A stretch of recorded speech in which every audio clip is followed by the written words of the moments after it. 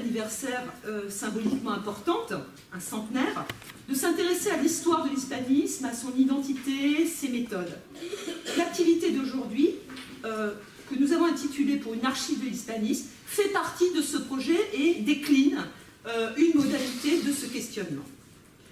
Je laisse la parole à Marie pour présenter cette formule, en rappelant toutefois que pour toutes ces activités, nous avons une volonté de collaborer avec des institutions bien au-delà de la rue Gay-Lussac, et la collaboration avec l'Université Paris 3 s'imposait comme une évidence, parce que l'histoire de Paris 3 et Paris 4 est tellement mêlée, comme nous allons le voir d'ailleurs aujourd'hui avec le parcours de Jean-Claude Chevalier, que c'était une évidence, et ça a été d'ailleurs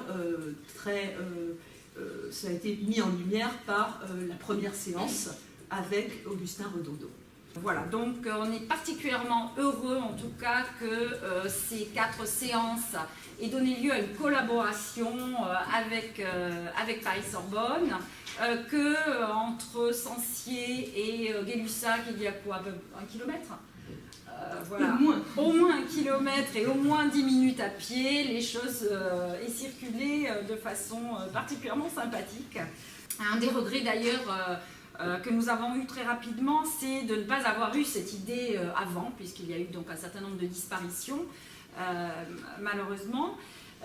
Et donc l'idée était donc d'une réflexion mémorielle, non seulement sur l'Institut, bien sûr, sur son rôle dans l'étude, dans l'histoire des études ibériques, latino-américaines et bien sûr lusophone de ce vaste ensemble. Et au-delà, donc, comme Nancy l'a évoqué, tenter une réflexion plus ample sur la durée, donc sur notre discipline, l'histoire et donc l'évolution et l'avenir. Et un point qui va dans le sens de cette histoire audiovisuelle, c'est que donc les séances sont filmées, enregistrées donc, et seront montées et diffusées sur nos sites institutionnels. Voilà, donc il y aura de vraies archives. Autre point important pour finalement évoquer et présenter notre démarche, nous avons dès le début choisi de contacter et de solliciter des figures qui ne faisaient pas partie de nos domaines respectifs, donc l'Espagne contemporaine ou l'image, et de jouer simplement les modératrices et un peu les metteurs en scène. Donc, pour éviter l'un des pièges qui aurait été une rencontre de spécialistes où les spécialistes d'un domaine viennent écouter leur grand ancien ou pas, ou leur statut du commandeur. Le CV dont je disposais, envoyé par l'intéressé, n'offrait pas un cadre très exhaustif de ses activités et fonctions. Je vais vous lire la présentation qu'il m'a faite de ce CV pour que vous compreniez mon embarras. La mode est à la lecture des lettres. La seule différence, c'est que je ne suis pas mort depuis 20 ans. J'ai eu l'autorisation de l'auteur. Maria Jiménez vient de me parler de CV. Vous en voudriez, paraît-il, une version maigre et une version étoffée. De cette dernière, elle avait dans ses machines un exemplaire préparé il y a quelques années pour une comparution devant la ERES. Et voilà ce qu'elle m'a dit, que la malchance d'un virus le rend inaccessible, etc. Je n'ai sur papier que les vieilles feuilles dont je vous mets là une copie, faites sans doute au début du siècle et jamais mises à jour. J'y ajoute 2 notes manuscrites en voulant croire que ce sera suffisant. Je me trompe? J'ai eu si peu à utiliser des CV que je n'ai jamais pris la peine d'en faire comme Dios manda, souligné. Soyez moins indulgents. Alors c'est pour moi assez fascinant de penser qu'il a existé un monde où le CV n'était pas une obligation et on pouvait avoir un rapport finalement assez informel à ces activités et non pas comptable comme c'est le cas aujourd'hui. Alors, je vais rappeler quelques dates pour avoir un cadre chronologique, mais je ne vais pas rentrer dans les détails du parcours de celui que vous connaissez comme l'un des grands linguistes de l'hispanisme français et une des grandes figures de l'hispanisme en général. Donc, en 52-54, il fait 2 années de classe préparatoire à Henri IV, puis une scolarité à l'ENS de Saint-Cloud. Entre 54 et 59, il passe l'agrégation d'espagnol, puis est professeur dans le secondaire. Et puis à partir d'octobre 64 jusqu'en 70, il va être assistant, puis maître assistant à la Sorbonne, puis à Paris 3 entre 70 et 77. En 76, il soutient ce qui était alors la thèse d'État de Paris-Sorbonne. Puis, il sera maître de conférences et professeur à Paris 3, et puis à Paris 4, en fin de carrière. Je vais simplement souligner un trait qui m'a frappé à la lecture de ce CV, qui est quand même assez nourri, hein, il n'est pas aussi squelettique que ce qu'il annonçait. La grande variété de ses recherches, la grande inventivité, les domaines en linguistique générale, hispanique, romane, traductologie. Je cite un ouvrage fondamental qui est probablement sa thèse, paru en 78, Verbes et phrases, les problèmes de la voix en espagnol et en français, édité aux éditions hispaniques. Il a formé de nombreux élèves, je n'en ai pas vu la trace dans le CV, mais j'en vois la trace ici dans la salle. Et continue à le faire d'après ce que je me suis laissé dire par certains jeunes chercheurs. Oui, j'avais sur ce point, je vais faire à mon tour un peu d'égo-histoire et rappeler que nous sommes un certain nombre à l'avoir eu comme professeur, bien sûr, à la préparation d'agrégation dans ces lieux mêmes. À la fois donc dans cette préparation qui autrefois était conjointe entre Paris 3 et Paris 4, c'est à rappeler, et professeur à l'ENS de Fontenay dans des cours de thèmes assez mémorables. C'est donc un plaisir de pouvoir être là justement, et aussi parce qu'il y a un aspect qui à la fois a un lien non plus avec mon passé très très très lointain, mais avec le département dans lequel j'officie actuellement, c'est ce lien évidemment de formation et de travail conjoint avec les linguistes et la linguistique telle qu'elle se fait à Paris 3. Donc voilà, cette connexion se fait par tous les bouts.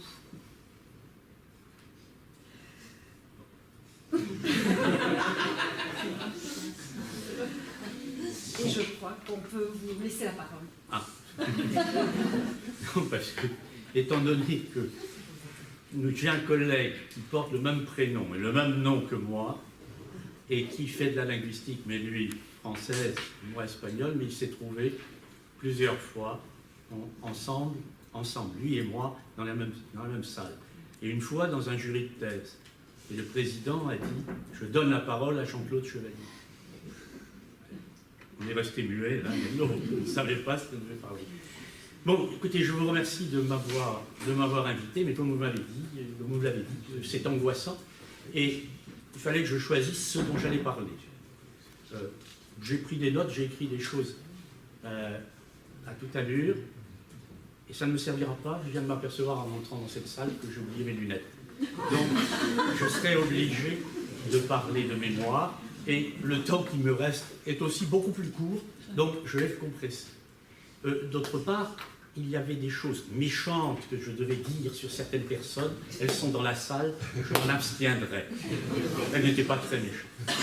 Bon, je m'étais proposé, en fait, non pas de parler de moi, non pas de faire de l'égo-histoire, comme dans les volumes dirigés par Pierre Nora, mais je voulais plutôt parler de l'enseignement de la linguistique dans le domaine hispanique. Vous dire quelle était la situation de cet enseignement lorsque je suis arrivé dans cette maison comme étudiant et quel il est aujourd'hui. Et faire la comparaison et dire par quel chemin on est arrivé à la situation d'aujourd'hui et quels ont été les acteurs essentiels dans ce passage.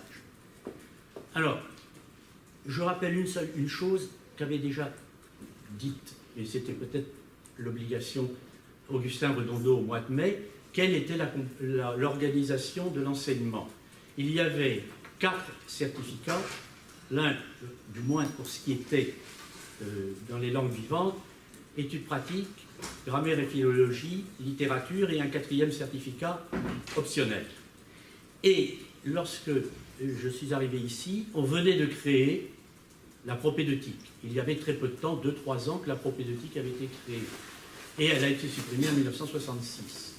Je me souviens, autant que l'on n'ait pu à l'époque entendre ce qui se disait chez les professeurs de rang magistral, cette propédeutique n'était pas très bien reçue. Mais on peut imaginer, si j'avais eu mes lunettes, je vous aurais lu certaines citations qui ont été publiées sur la propédeutique. Et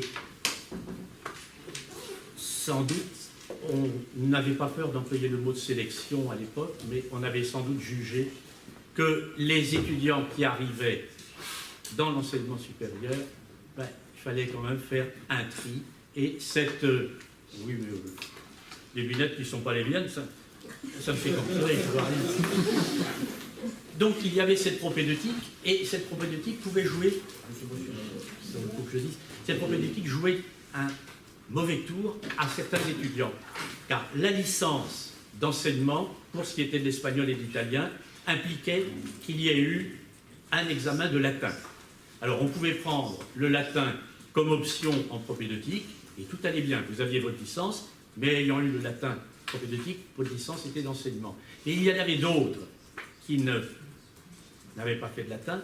Les normaliens en étaient dispensés, et même ceux qui n'avaient été qu'admissibles à l'une des 4 écoles normales. Et moi, je me suis trouvé être celui qui a obtenu l'équivalence de propédeutique, mais je n'avais pas de latin. Et à Saint-Cloud, il n'y avait pas de latin. À la rue d'Ulm, c'était obligatoire. À Saint-Cloud, c'était optionnel. Et on nous demandait de repasser propédeutique. Évidemment, on voulait bien le repasser.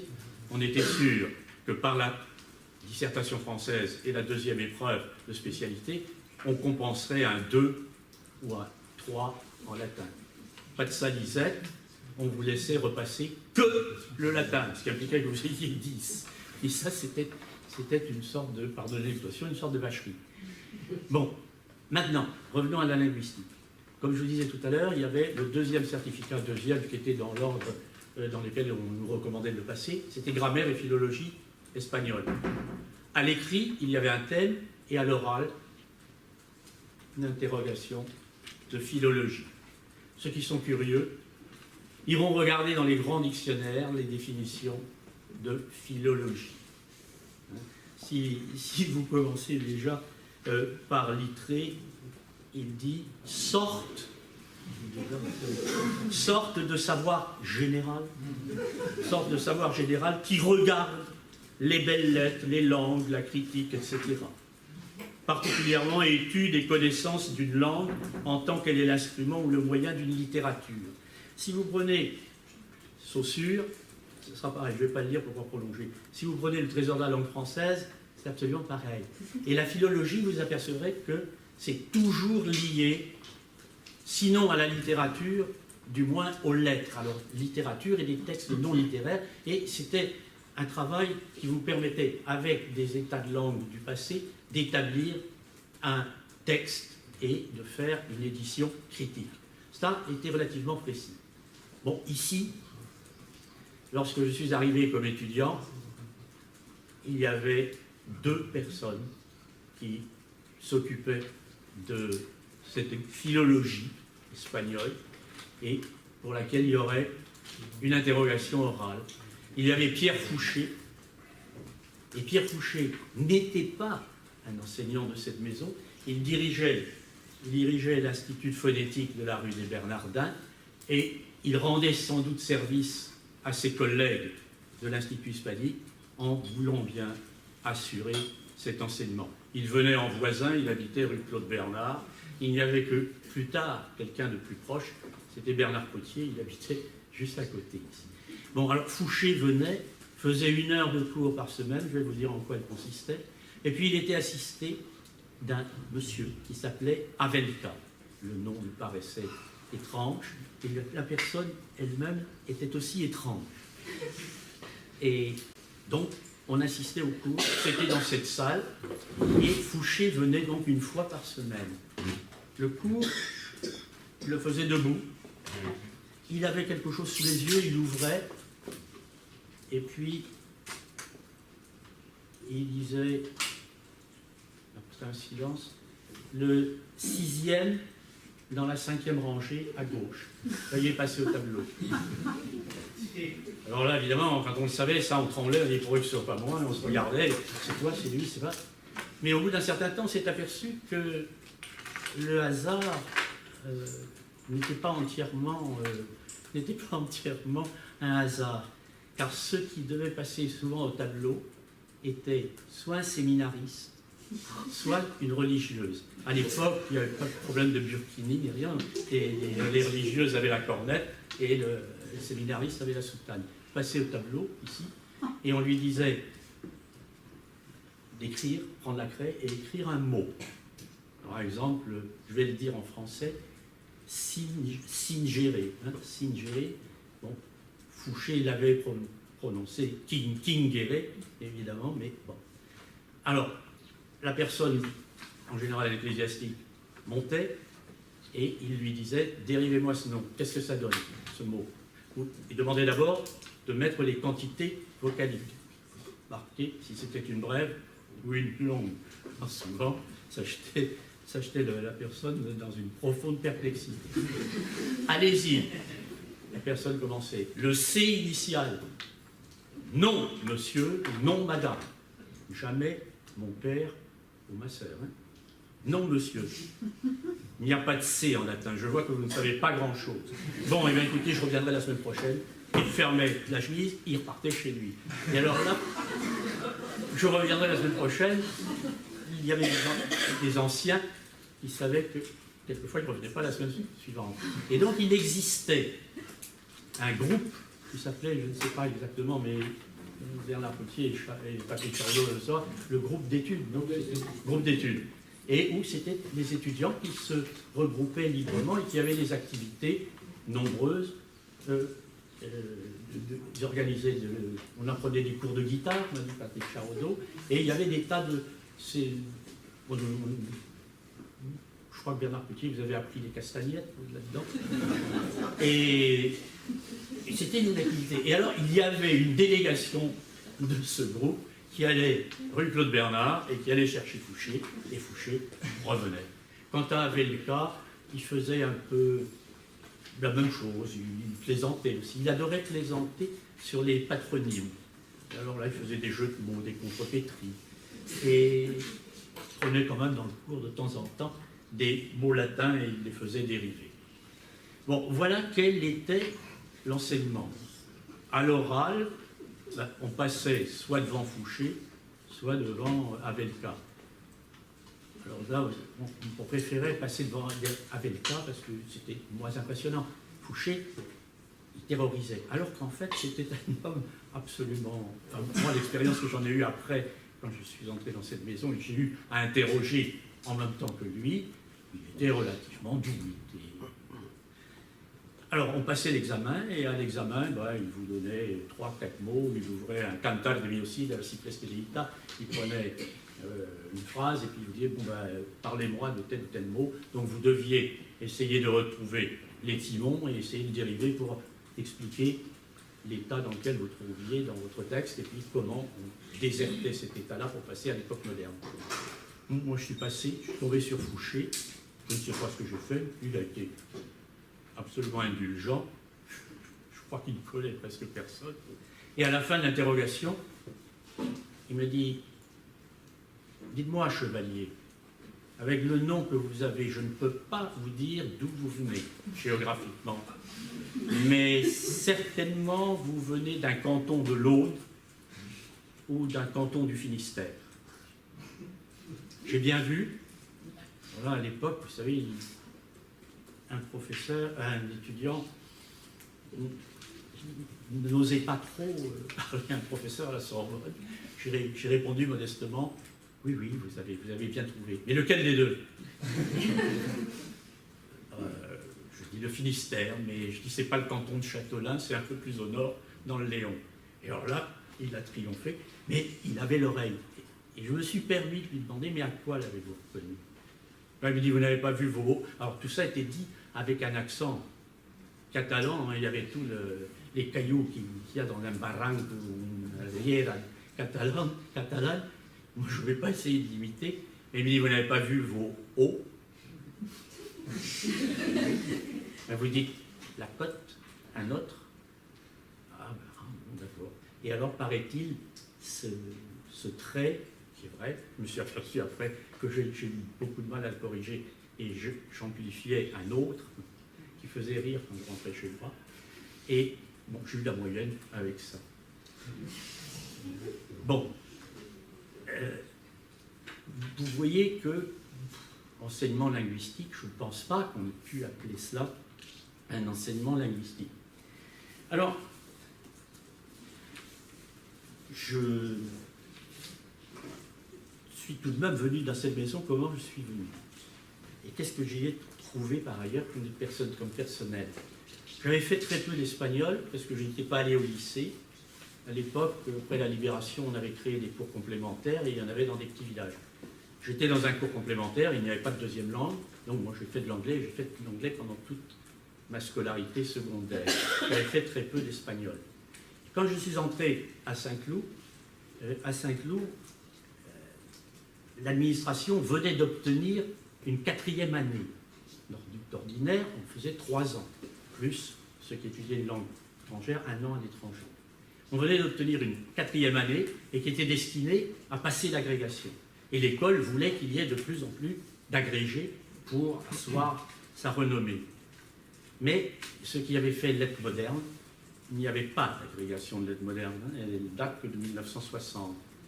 Donc l'administration nous poussait à choisir une discipline, ceux qui entraient en lettres modernes, choisir une discipline où il y ait une agrégation et qu'ils puissent l'avoir. Et alors nous avions été quelques-uns comme ça, à choisir. Les uns sont allés faire de l'allemand, d'autres du russe. Et moi, je me dis, où je vais aller, où je vais chercher, tiens, peut-être un peu. J'avais fait un peu d'espagnol en secondaire, en seconde et en première. Et je vais aller voir qu'est-ce que c'est que l'espagnol. Je suis venu un matin, et c'était un cours de thème. Prof, le nom, or c'était un nom qui faisait un peu rire, Molo. Il ne devait pas avoir assez de place ici, de la Sorbonne. Petite salle, très haute. Et on commence, on nous avait distribué le texte. Et le texte était une page, ça je me souviens toujours, du Contre Sainte-Beuve de Proust, qui venait d'être publié il y avait 1 mois ou 2. C'était un inédit de Proust que Gallimard venait de publier. Une page du Contre Sainte-Beuve. Il commence, et très cher. Ne traduisez pas, ne prenez pas un mot ni une phrase, ne traduisez pas. C'est impossible.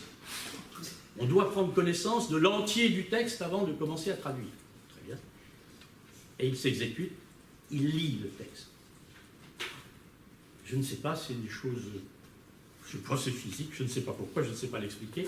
Moi, j'en ai été ébloui parce que j'avais déjà lu à l'époque l'intégralité des 15 volumes de chez Gallimard de Proust, et j'ai cru entendre la voix de Proust. Entendons-nous bien, pas la voix physique, je ne la connais pas, la voix physique de Proust, mais cette voix que vous croyez, quand vous êtes lecteur, que vous croyez entendre en disant une voix intérieure. Et il va jusqu'au bout. Ah, bah, je dis, moi, ça y est, j'ai choisi, je fais de l'espagnol. Et j'ai fait de l'espagnol. Et après, ça a continué. Ça a été ma première expérience. Bon. Et puis, là, j'ai passé l'agrégation, fait le service militaire, 3 ans, parce que je m'étais engagé. Je m'étais engagé pour ne pas aller en Algérie, ça c'était aussi les contradictions de l'époque. En m'engageant, je devenais militaire de carrière, avec les bénéfices du militaire de carrière, mais je n'allais pas en Algérie. Bon. Et quand je suis revenu, j'étais, comme a dit Nancy Berthier, pendant 2 ans à Janson-de-Sailly, et je suis arrivé ici comme assistant. Et c'était l'époque où, et c'est pour cela qu'il y avait eu la création sans doute de la propédeutique, les effectifs de l'enseignement supérieur grossissaient et on avait besoin d'assistants. On m'a proposé de venir, sans doute c'était Molo qui avait dû donner mon nom, Et je suis arrivé, l'année où je suis arrivé, il y avait Esteban et il y avait Schmittli. J'ai retrouvé Schmittli ici que je ne connaissais pas. Et nous nous sommes donc trouvés 2 personnes qui souhaitaient faire de la linguistique. Mais qu'est-ce que c'était que la linguistique? Les gens de la maison étaient au nombre de 3, les professeurs. Il y avait Aubrun, il y avait Robert Ricard, et il y avait, qui était relativement récent dans la maison, Rumeau, qui venait de Bordeaux. Et bon, la philologie, à qui on va fourguer ça? Le jeune assistant qui arrive, on commence par me dire, bah, vous ferez le cours de linguistique de préparation à l'agrégation. Et je me rappelle, cette année-là, c'était Berceo. Donc j'ai eu à faire un cours d'1 heure sur Berceo. Vous imaginez, si à Janson de Sailly et dans la Marine nationale, j'avais appris à lire Berceo. Donc on m'a donné ça, et on m'a donné un cours de thème, plusieurs groupes, et cours de thème. Et je me suis aperçu, c'était aussi assez curieux, j'étais le seul francophone à qui on avait donné un cours de thème. Et c'était celui qui savait sans doute le moins d'espagnol, parce qu'il en avait fait beaucoup moins dans le passé. Et alors on a dû se dire, puisqu'il fait de la linguistique, avec la linguistique, la grammaire, la langue, tout ça c'est pareil, il doit être bon, il peut faire ça. Et ça m'a rendu beaucoup de service parce qu'on avait un texte à donner aux différents groupes qui étaient toujours le même, et on faisait des corrigés, on se réunissait collectivement. Et je me trouvais avec des collègues, tous espagnols, qui étaient souvent de vieux lecteurs de la République. Et j'ai appris, moi, beaucoup de choses dans l'établissement de ces corrigés. Bon, avec Schmittli, on a eu à se répartir les 2 cours qui s'appelaient grammaire, philologie, linguistique. C'était pas clair ça. Mais ce qu'il y avait de bien, c'est qu'on nous a laissé la bride sur le cou, et Schmittli et moi, on a pu décider de ce que l'on ferait. Bon, voilà quelle était la situation lorsque je suis arrivé. Mais vous voyez que, et je crois que dans toutes les universités de province, c'était à peu près la même chose. Bon, alors ça s'est transformé, et dans cette transformation qu'il va y avoir dans les années qui vont suivre, il y a 2 personnes capitales sur qui finalement repose toute l'évolution ultérieure. D'un côté, c'est Bernard Potier, et de l'autre côté, c'est Molot. Molot avait dû être recruté, je suppose, par Fouché, parce que Molot était allé au cours de la rue des Bernardins, et Fouché a dû dire ça, mais je ne sais pas, a dû dire donner des cours à Molot, et Molot a dû dire comme ça, ici. Bon, alors, je vais parler des 2 personnes, Bernard Potier d'abord, et je parle sous votre contrôle. Si je raconte des choses fausses, vous avez le droit de m'interrompre. Je parle par ce que je sais, et ce que je sais peut-être faux ou inexact ou légèrement erroné. Donc Bernard Potier avait fait ses études, si je ne me trompe, dans la maison ici. Vos études d'espagnol. Vos études d'espagnol, vous les aviez faites dans la maison ici. Oui. Donc il a la licence, et il veut faire un mémoire. Et il souhaiterait faire un mémoire, pas de littérature, et à qui s'adresser? Alors, je ne sais pas, je n'ai pas eu votre directeur, mais vous avez fait un mémoire sur la grammaire de l'aragonais, je crois, sur l'aragonais. Alors je ne sais pas qui a dirigé ça, et on n'a pas dû vous donner une grande aide. Je suppose que vous avez dû travailler beaucoup tout seul. Et alors la particularité du cursus de Bernard Potier, et je pense qu'une partie a été décidée par cette situation ou de la linguistique, on ne pouvait pas en faire, c'est que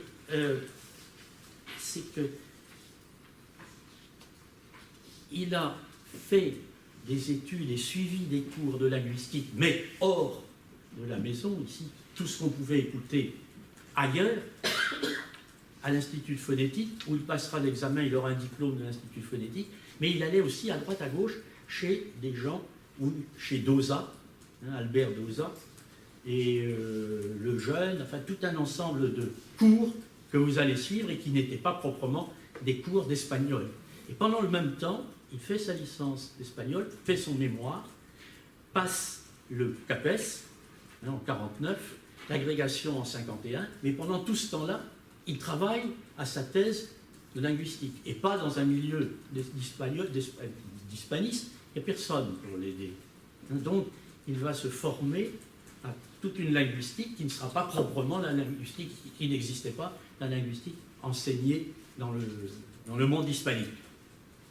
Et il soutiendra sa thèse en 1955, et alors vous pourriez dire, mais il passe l'agrégation en 51, et en 55, il soutient sa thèse, la thèse d'État. Or, la thèse d'État, à l'époque, c'était 8 ans, 9 ans, et il y en avait qui étaient 15 ans. Donc, il a dû la bâcler, sa thèse. Mais non, c'est parce qu'il avait suivi, pendant toutes ses études d'espagnol, des cours ailleurs. Et parmi les cours qu'il a suivis, il y a eu Gustave Guillaume. Et parmi les personnes que j'ai connues, Bernard Potier était le premier parmi nous à être allé au cours de Gustave Guillaume. Et le sujet de sa thèse d'État, ou sa thèse principale, car il y avait deux thèses. Il y avait une thèse principale et une thèse complémentaire. Et la thèse principale a été sur la systématique des éléments de relation. Et le mot systématique était un mot absolument connoté qui appartenait au vocabulaire de Gustave Guillaume. Et dans la suite, Bernard Potier s'est inspiré de Guillaume, a dépassé Guillaume, est passé à d'autres choses et s'est intéressé au lexique et plutôt à la sémantique. Quand il aura sa thèse, il va quitter. Il était dans des lycées, le lycée du secondaire, va à Bordeaux. Il va à Bordeaux avec sa thèse d'État et il devient maître de conférence, mais dans l'acception d'autrefois, qui était une année de stage avant d'être professeur. Et les autres s'appelaient maître assistant.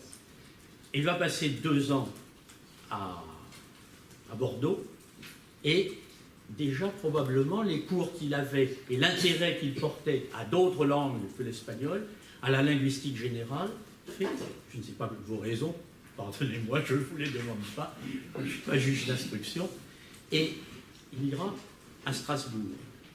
Et Strasbourg était à l'époque tout à fait particulier dans la mesure où c'était la seule université française où il y avait un enseignement de linguistique romane et qui était un héritage du temps où l'Alsace n'était pas française. Et à Strasbourg, on avait un enseignement qui était l'enseignement de langue romane, de comparer les langues romanes, qu'on n'a jamais réussi à créer vraiment à Paris. Longtemps après, avec Bernard Potier et Maurice Molot, je me rappelle on s'était réunis à 3 ou 4 en se demandant si on arriverait ici à Paris à créer un enseignement de langue romane. Ça ne s'est pas fait, ça s'est perdu dans les sables. Ça s'est perdu dans les sables. Bon, quand il était à Strasbourg, Bernard Potier allait aussi faire des cours à Nancy, qui étaient des cours de sémantique, de lexique. Et à Nancy, il y avait déjà formé le groupe qui allait par Imps, le recteur Imps, et qui préparait les débuts du trésor de la langue française. Et donc, Nancy, Strasbourg, et en 60, je ne sais plus, 64 ou 65, je crois, vous avez été élu à Nanterre. Et de Nanterre, vous veniez faire quelques cours ici à l'Institut hispanique. Et j'ai souvenir, je crois, d'un cours, un TD qui était fait par Schmidt-Lee, un autre TD par moi, et il y avait un cours que vous faisiez. Et les étudiants avaient à choisir deux de ces cours pour l'examen oral. Alors là, c'était déjà quand même plus linguistique, l'enseignement dans la maison. Il y avait 2 linguistes, moi en herbe, Schmidt-Lee un petit peu plus confirmé, mais pas beaucoup plus que moi, et puis un professeur qui venait, mais qui n'était pas de la maison. Un cours de lexicologie. Comment? C'était un cours de lexicologie. De lexicologie, oui. C'était de lexicologie. C'était du lexique que faisait Bernard Potier. Bon.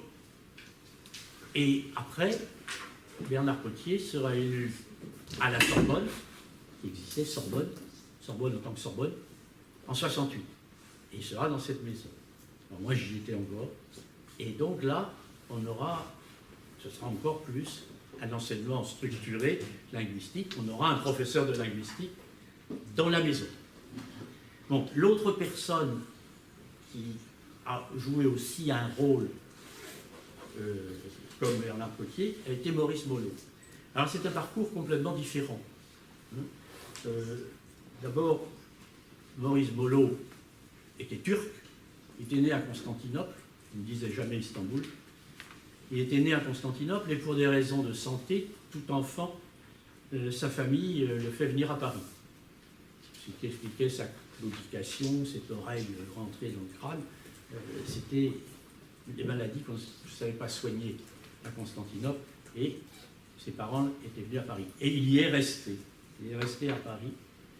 Il avait fait ses études secondaires au lycée Carnot et il avait commencé une année ou deux, je ne sais pas si c'est une ou deux, à la Sorbonne, et qui étaient des études, je crois, de français. À ce moment-là, il y avait toutes les menaces sur les Juifs qui étaient ici, la rafle du Veldiv, et il y avait quelqu'un à l'ambassade d'Espagne qui avait dit à son père « Soyez sans crainte, dès que vous serez menacé, je vous fais passer en Espagne. » Et on jouait de ce décret qu'avait pris Primo de Rivera, c'était pas Franco, Franco s'en est glorifié, mais c'était Primo de Rivera, en 1929, je crois, ou 28, et qui avait décidé qu'on pouvait accueillir tous les Juifs qui, en 1492, avaient été expulsés. Enfin, c'était pas eux, mais leurs descendants. Et il a bénéficié de ce décret, et il est allé à Barcelone. Il est allé à Barcelone, et bon, comme il n'arrivait jamais rien de simple, je ne sais pas par quel hasard, il est arrivé dans une des maisons faites par Gaudi. Et il me disait qu'on avait des vertiges parce que le plancher faisait ça, le plafond aussi, et les murs également. Donc, que c'était assez génial. Il va à l'université à Barcelone et il fait des études normales à la Facultad de Filosofía y Letras.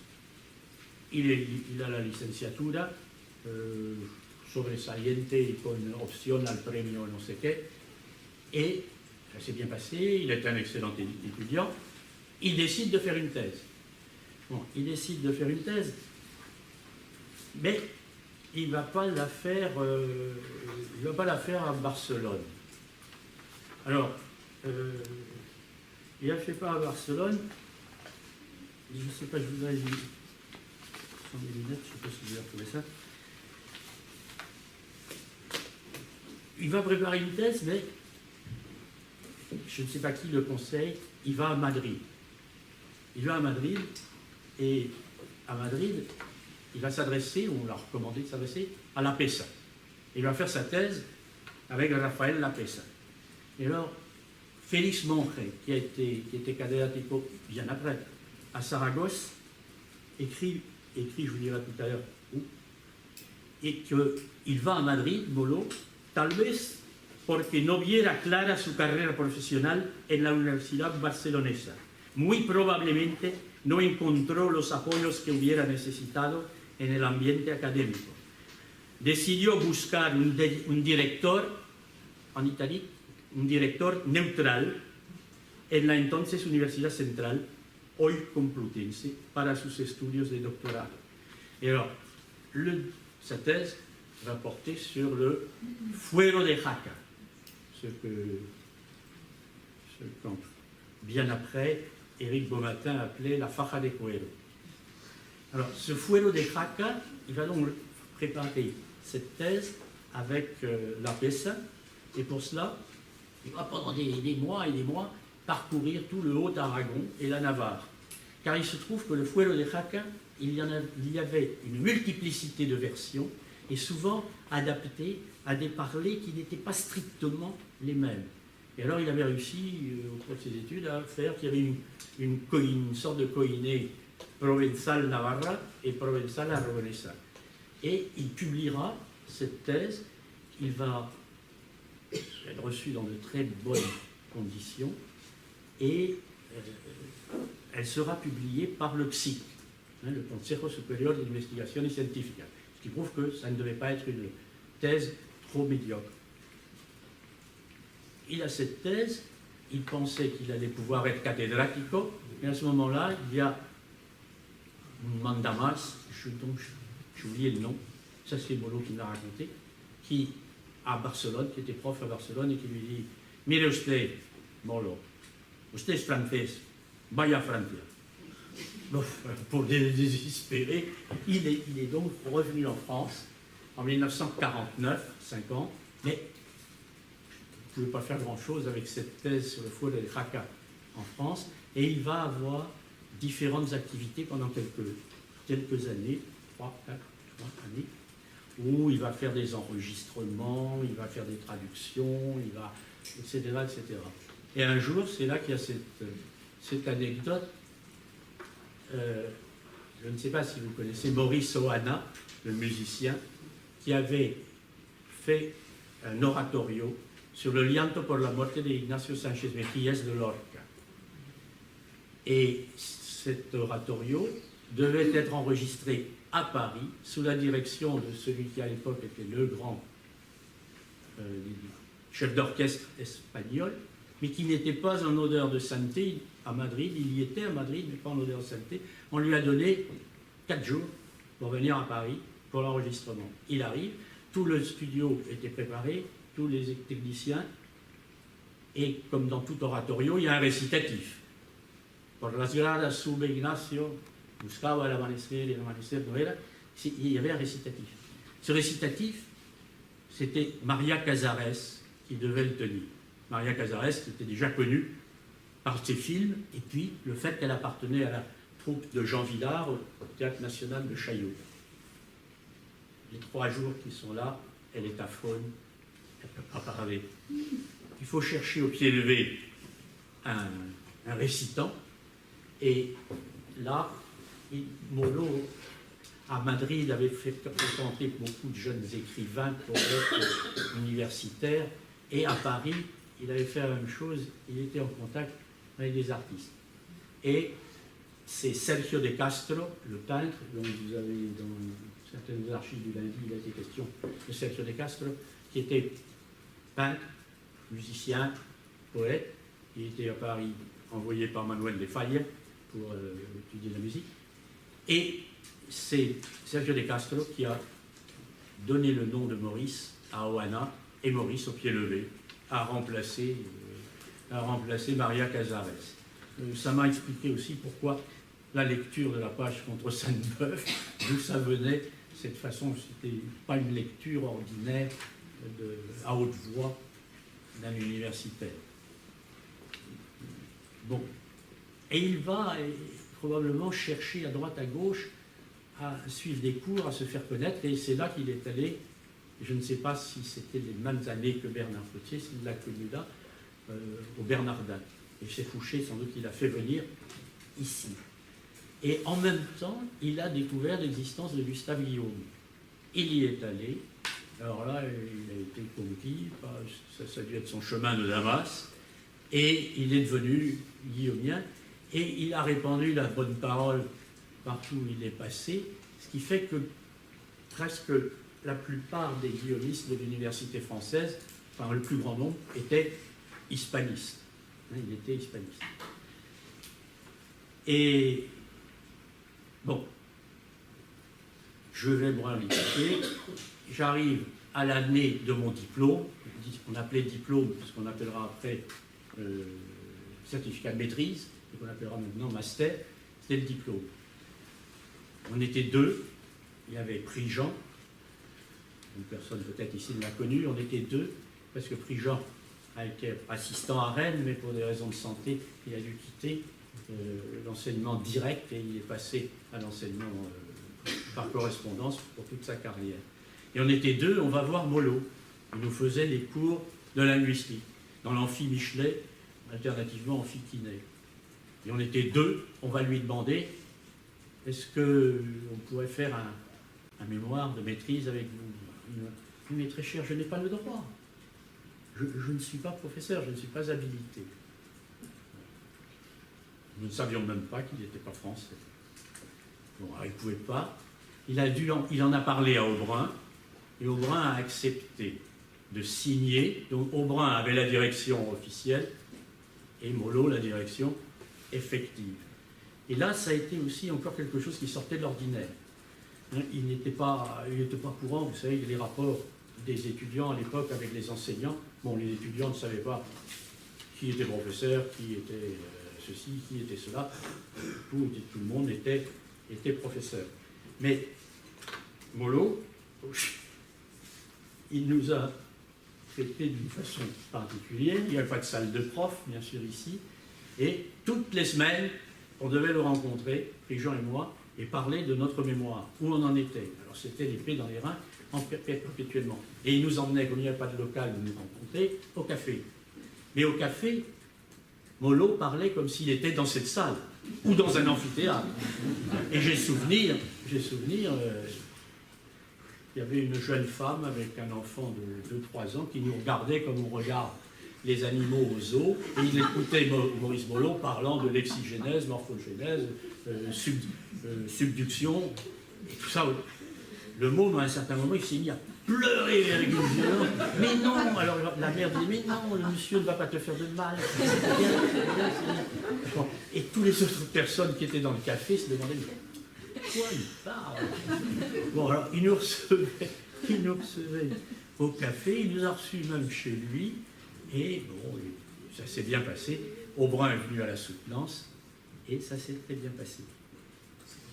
Il venait aussi, alors je ne sais pas si, je sais comment ça s'est fait, il venait aussi nous faire cours à Saint-Cloud.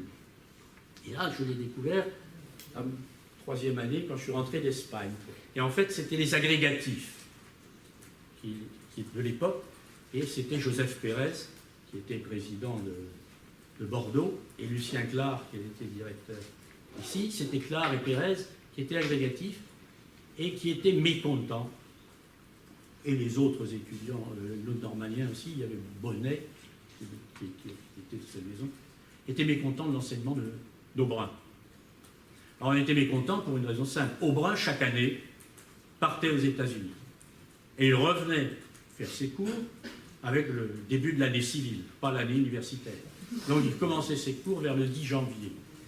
Et dans ses cours, il y en avait qui étaient remarquables, parce que cet homme était très intelligent. Mais il y en avait d'autres. De quoi je dois vous parler? Bon, enfin, c'était pas préparé. Bon, donc, les normaliens en avaient eu assez, et on dit, on veut quelqu'un d'autre. Bon. L'administration était bon enfant, et demandait, qui voulez-vous? Donnez-nous un nom, et on le fera venir. Alors, ils ont dit, Clar et Joseph Pérez, on veut Molot. Bien, Molot. L'administration cherche, Molot. Il n'y a pas de Molot à la Sorbonne. Ça n'existe pas. Mais si, il enseigne à la Sorbonne. Et là, ils ont découvert, on l'a fait venir, il a fait cours toute l'année à Saint-Cloud, il a été rémunéré, et on était rémunéré, quel que soit le grade que l'on ait eu, venant du secondaire, assistant, la même rémunération que si l'on était prof. Donc il avait touché, à l'époque, c'était un premier pactole. L'année suivante, pas de Molot, il ne revient pas. Alors on va voir l'administration, il dit pourquoi il ne revient pas cette année? On nous a dit il reviendra en janvier. On est accommodé, je n'ai su longtemps après, quand je fréquentais Molot, pourquoi? C'est parce qu'il n'était pas français. Et là on a découvert qu'il n'était pas français, qu'il n'était pas prof, qu'il n'était que lecteur. Il avait le statut de lecteur. Et on avait découvert dans les services financiers de la Sorbonne et de l'école qu'il avait trop touché. En raison de son statut, il ne pouvait pas toucher tout ce qu'il avait de sa rémunération de l'année. Alors on l'a fait venir un trimestre après, et ce qu'il a trop perçu, on ne l'a pas fait rembourser, on le lui a donné comme le premier trimestre qu'il ne faisait pas. Enfin, voilà les aventures qu'il y avait avec Molot. Il devient français en 1957, et à ce moment-là, il décide de faire une thèse d'État, et Salomon, Noël Salomon, qui était à Bordeaux, le fait venir à Bordeaux, et je ne sais pas qui il a pris comme directeur de thèse, et il a commencé à faire une thèse en 1960, donc il va à Bordeaux en 60, et il va faire une thèse d'État qu'il soutiendra, qui est sur le verbe espagnol, et ce qui sera dans la version traduite en espagnol chez Gredos, le verbe espagnol, del verbo espagnol. Et là, il va lui arriver la même chose que moi avec Aubrun faisant la thèse, faisant une direction de thèse qui n'était pas effective. Là, c'est Salomon qui fera la même chose avec Mollo.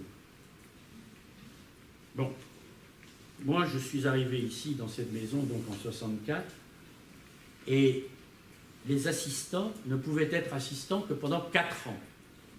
Au bout de 4 ans, on les renvoyait dans le secondaire s'ils n'avaient pas suffisamment avancé leur thèse.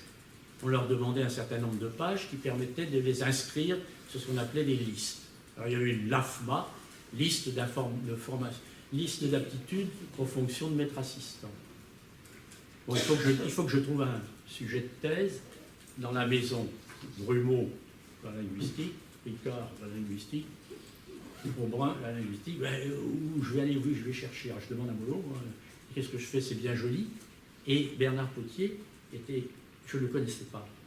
Je le connaissais, enfin, je ne le connaissais pas, je connaissais son existence. Bon, alors, Mollo me dit, mais mon pauvre, moi je ne peux pas pour l'instant vous diriger tant que je ne serai pas docteur. Je vais demander à Salomon s'il veut bien être directeur par procuration, et c'est Mollo qui faisait la direction effective. À ce moment-là, je ne sais pas, on devait nous demander des rapports d'activité, je ne sais quoi. Aubrun me convoque ici, là-haut. Je vais dans son bureau, il me dit, alors chevalier, vous allez faire une thèse d'État? Oui, monsieur. Mais vous la faites avec Noël Salomon? Mais je ne savais pas que Noël Salomon était si fort que ça en linguistique. Je dis, oh là là, ça va chauffer. Il me dit, mais je pense que votre souhait le plus cher, c'est de vous rapprocher de votre directeur. Donc il faut que nous cherchions à vous remplacer ici et que vous alliez à Bordeaux. Moi j'avais ma vie installée ici à Paris, je voulais rester à Paris, ne pas retourner dans ma Bretagne natale. Je ne pouvais pas d'ailleurs, il n'y avait pas de fac à Brest. Je lui dis non, je préfère rester ici. Bon, puis, il avait été heureux, il m'avait fait peur pendant 2-3 minutes. Et donc j'ai fait ma thèse avec Mollo, que je voyais une fois par mois, parce qu'il venait de Bordeaux faire cours au Normalien, à Fontenay ou à Saint-Cloud. Tantôt c'était à Fontenay, tantôt à Saint-Cloud. Bon, alors voilà, si vous voulez, les deux personnes qui, en fait, vont être à la source de l'enseignement ou la création même d'une linguistique hispanique, Bernard Potier d'un côté et Maurice Mollo de l'autre. Alors, Bernard Potier, s'intéressant, comme je disais, beaucoup plus largement qu'à l'espagnol, s'intéressant à la linguistique, à la sémantique, à la lexicographie, lexicologie, faisait de la linguistique générale et, entre autres, ça y entrait dedans, l'espagnol. Donc, de personnes qui vont être hispanistes, il y aura, seront plus nombreux ceux qui auront travaillé avec Mollo qu'avec Bernard Potier, car Bernard Potier aura eu des élèves dans toute la linguistique et, entre autres, la linguistique espagnole. Par exemple, Patrick Charodeau avait, j'aurais dû dire ce détail tout à l'heure, ce qui vous prouve qu'on ne pouvait pas faire de linguistique ici. Il me racontait que son sujet de mémoire, juste avant qu'il rencontre Bernard Potier, était sur El arte mudéjar. Mais quand Bernard Potier est arrivé, il a été sauvé de l'arte mudéjar. Mais on ne pouvait pas. Et donc, il va y avoir de proprement hispanistes d'abord, Charodeau, et Charodeau va être à Lyon, va enseigner l'espagnol à Lyon, il reviendra à Paris, mais quand il reviendra à Paris, il fera un peu quelques cours, il viendra nous aider à Paris 3 à faire de l'espagnol, mais très vite, il va faire, comme a fait Potier, il va s'intéresser beaucoup plus au discours et à la linguistique du discours, pas spécifiquement espagnol. Il y aura Michel Dessin, qui lui aussi était hispaniste au départ, et qui va faire de l'ethno-linguistique et des langues amérindiennes. Et Potier avait suivi lui aussi des cours, et après, je crois, assurer un enseignement et un séminaire sur les langues amérindiennes. Et puis, celui qui sera proprement hispaniste, mais qui viendra plus tard, il est bien jeune, c'est Bernard d'Arbor. Hein, et Bernard d'Arbor, qui aura suivi sans doute des cours ici, je ne sais pas, je vous ai eu Bernard comme auditeur aussi, mais c'était l'époque où il y avait le cours, il y avait un cours de Bernard Potier et de moi, et puis je ne sais pas s'il y avait quelqu'un d'autre à l'époque. Bon, va arriver mai 68, la partition, mais Bernard Potier venait d'arriver à la Sorbonne. Et, je ne sais pas, le gouvernement avait laissé les professeurs libres, enfin les professeurs, tous les enseignants libres de choisir l'université où ils voudraient aller. Je ne sais pas comment il s'est fait qu'il soit resté, dans certaines universités, il soit resté quelqu'un, que tout le monde ne soit pas allé dans la même. Bon, ça s'est plus ou moins équilibré. Et Bernard Potier avait choisi d'aller à Paris 3. Et moi, j'ai dit aussi, moi, je vais à Paris 3, parce que je ne vais pas rester tout seul ici à Paris 4. Qu'est-ce qui va m'arriver était arrivé, je crois, peut-être dans l'entre-deux, il y avait Bénézec, je ne sais pas exactement la date d'arrivée à Bénézec, et je suis parti à Paris 3 avec Bernard Potier, et c'est là qu'on a pu faire pendant 2 ans. Pendant 2 ans, il y a eu un cursus où tous les étudiants qui voulaient faire de la linguistique pouvaient le faire, et c'était vraiment de la linguistique. Patrick Charodot venait faire cours, il y avait les cours de Bernard Potier, moi, donc là, à Paris 3, c'était assez solide. Puis, au bout de 2-3 ans, Bernard Potier est passé au CNRS. Il est devenu directeur, je ne sais pas le titre exact, c'était directeur des sciences humaines, non? Directeur scientifique. Directeur scientifique pour les sciences humaines. Donc je me suis encore retrouvé tout seul à Paris 3, mais c'était plus supportable d'être tout seul linguiste à Paris 3 que de l'être à Paris 4. Paris 4, c'était plus compliqué à l'époque. Donc j'étais quand même heureux. Mais là, il y a eu une période où l'enseignement était un petit peu, comment dire, déréglé ou désarçonné, si tant est qu'il puisse être désarçonné par le départ de Bernard Potier. Bon. Alors, que s'est-il passé ensuite? Il faudrait que je retrouve cette citation. Bon, c'est pas... ça n'a pas beaucoup d'importance, mais c'est simplement que ça confirmer ce que je vous ai dit jusqu'à présent. Quand il était à Bordeaux, Mollo a dû sans doute attirer quelques personnes, et d'abord il y a eu Francis Tolis. Dans la première fournée, si je puis dire, il y a eu Francis Tolis et Eliès. Francis Tolis, lui, va faire toute sa carrière à Pau, où il sera, quand l'université de Pau sera créée, parce qu'elle sera créée tardivement. Il sera assistant, maître assistant, prof. Et l'autre est Eliès, qui va aller à Aix-en-Provence, mais qui ne fera pas de recherche, ce qui fait qu'il est peu connu dans le milieu. Par ailleurs, un peu après, il y a Nadine Lee, qui sera séduite par la linguistique, fera de la linguistique, mais comme Mollo, qui donnait aussi bien dans la littérature que dans la linguistique, elle fera plutôt après de la littérature.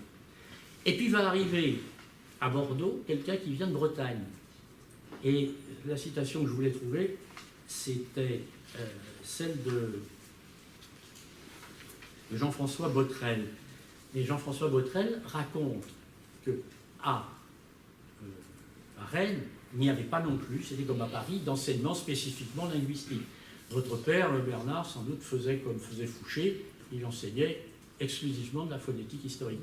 Et c'est ce que dit Botrel. Et Botrel disait que tous les étudiants de l'université de Rennes, on pouvait dire à l'époque les étudiants bretons, il n'y avait pas d'université à Rennes ni à Brest, et tous les étudiants bretons qui voulaient passer l'agrégation allaient à Bordeaux. Et ils sont allés 5, 6 chaque année à Bordeaux. Et parmi eux, il y a eu Michel Launay. Et Michel Launay est arrivé à Bordeaux, et je ne me rappelle plus comment. Et comment dit Botrel, et comme nous autres, il a été abasourdi par Molot, et il a décidé qu'il ferait de la linguistique. Il est rentré après l'agrégation en Bretagne, il a voulu faire une thèse de linguistique, il a eu un poste d'assistant à l'université de Rennes, puis un séjour de 3 ans à la Casa Velasquez, où il a bien avancé sa thèse. Et il n'est jamais retourné à Rennes de la Casa Velasquez, il est venu à Paris 4, qui existait à l'époque, ça devait être dans les années 76-77. Et il s'est retrouvé ici. Et à ce moment-là, ça a été un prétexte pour Molot de faire de moins en moins, faire moins de linguistique. Il l'a laissé à Launay et il a fait plus de littérature. Mais enfin, il continuait à faire les deux. Bon. Et c'est à ce moment-là, lorsque Launay est arrivé ici, que Potier étant parti de Paris 3, moi j'étais tout seul à Paris 3, Molot et Launay sont venus faire des cours. Ils venaient faire 1 heure de cours par semaine chacun.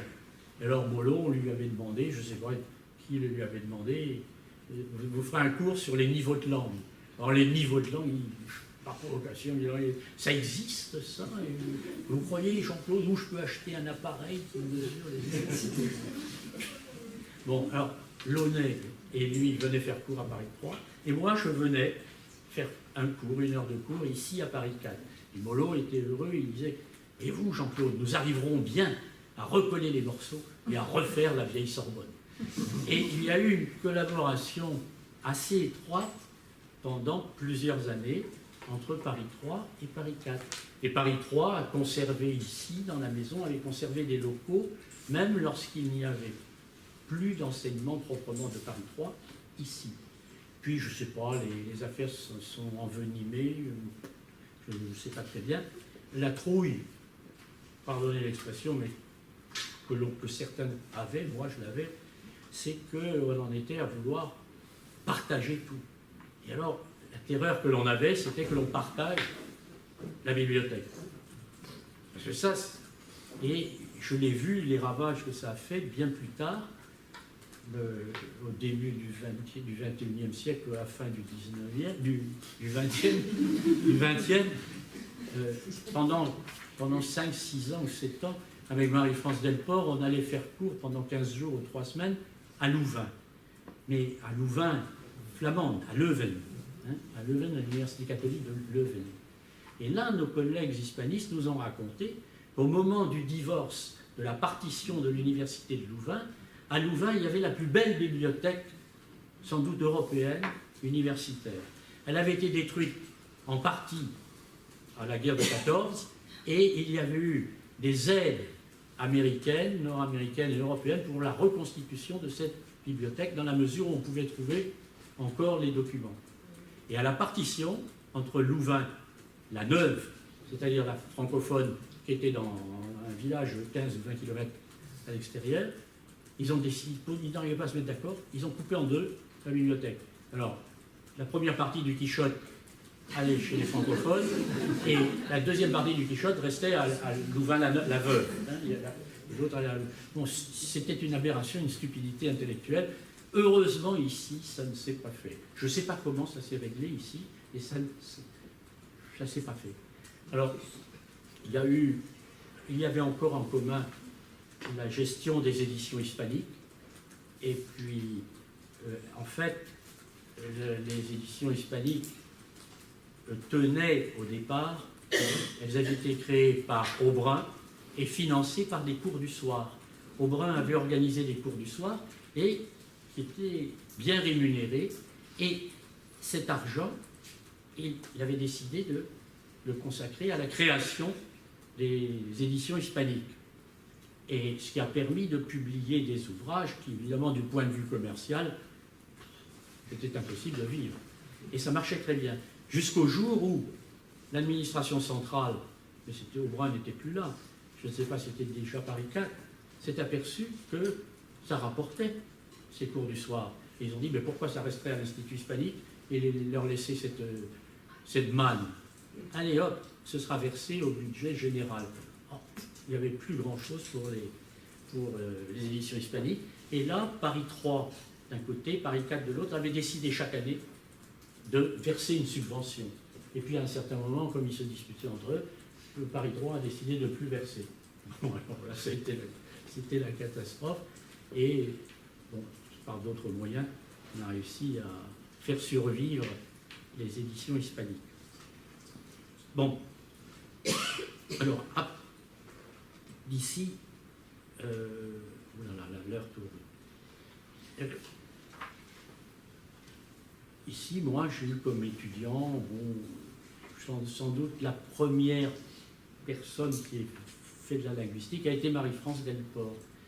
Elle avait fait son mémoire avec Bernard Potier, son mémoire de maîtrise. Et puis après, quand Bernard Potier était au CNRS, on continuait, elle et moi et d'autres, on allait au séminaire de Bernard Potier, plus le séminaire qui avait été créé avec les mathématiciens de Jussieu, et on se retrouvait soit au séminaire de, pas soit, et au séminaire de Potier, et à un séminaire qui était de, je ne veux pas chercher dans mes notes le nom exact, et donc il y avait une collaboration assez étroite de tout ce qui pouvait se trouver sur la place de Paris, et qui faisait de la linguistique hispanique, et on rencontrait à cette occasion des gens qui étaient dans d'autres disciplines, mais qui faisaient aussi de la linguistique. Donc, Marie-France Delport a été la première qui a fait sa thèse, et elle est allée à Rouen. Elle a rejoint Schmidli avant de revenir à Paris. Et donc, on s'est trouvé avec une situation qui va être celle d'aujourd'hui, sans doute à peu près, où toutes les universités françaises, ou presque, ont des linguistes pour l'espagnol. Et un grand nombre sont passés par Paris. Il y en a d'autres qui ont été formés en province, et par exemple à Paris est arrivée Marie-Pierre Lavaux, et Marie-Pierre n'était pas passée par Paris. Mais vous voyez, c'est relativement rare. Marie-Pierre était à Dijon, et à Dijon il y avait Christian Bois. Christian Bois n'était pas non plus passé par Paris. Il enseignait à Dijon, puis à Toulouse, puis à Pau, puis retour à Toulouse. Quand Ruby qui est à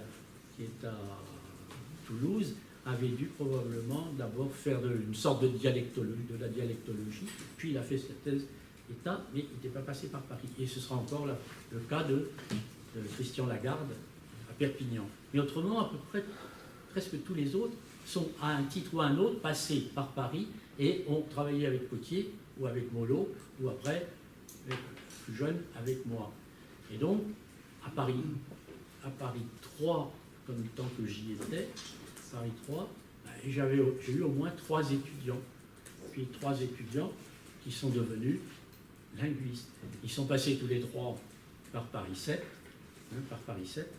et puis 2 sont passés de Paris 7 à Paris 3, et 1 à Paris 4. Bon, il faut que je mette des noms. Les 3, c'est Marisol Sico, Justino Gracia Varol et Maria Jiménez. Et tous les 3, je crois, sont passés par Paris 7. Ils ont fait une escale à Paris 7. Et Marisol Sico et Justino sont passés... Non, Justino n'a pas été à Paris 7. Bon, ben c'est une... vous en aviez pourtant la tête à passer.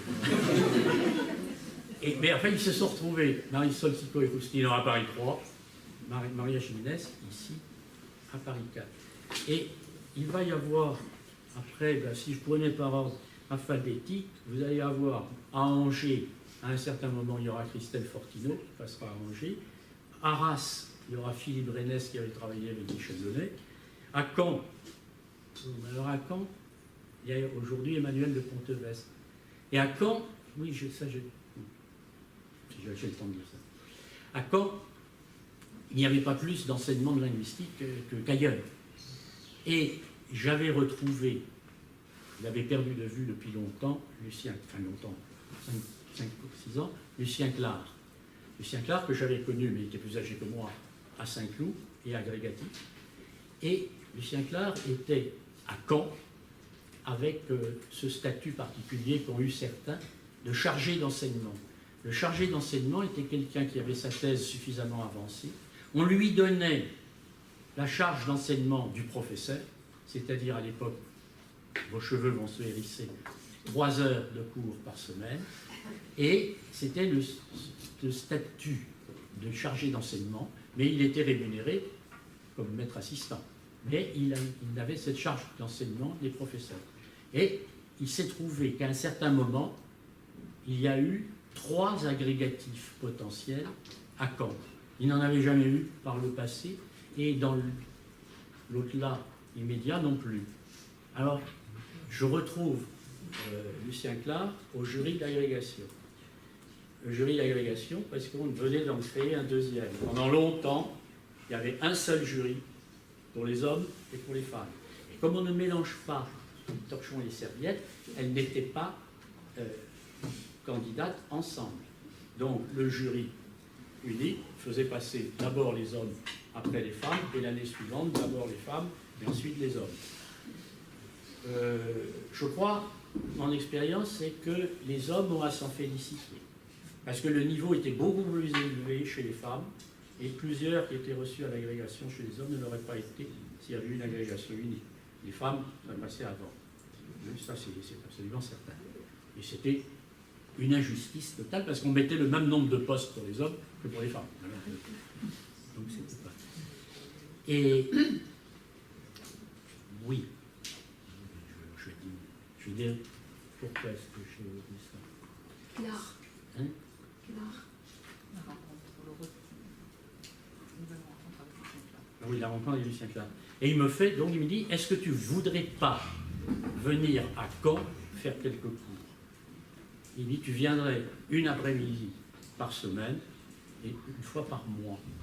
Et donc pendant quelques années, je suis allé à Caen une fois par mois, et pendant tout l'après-midi, je préparais à l'épreuve d'agrégation, l'épreuve d'oral.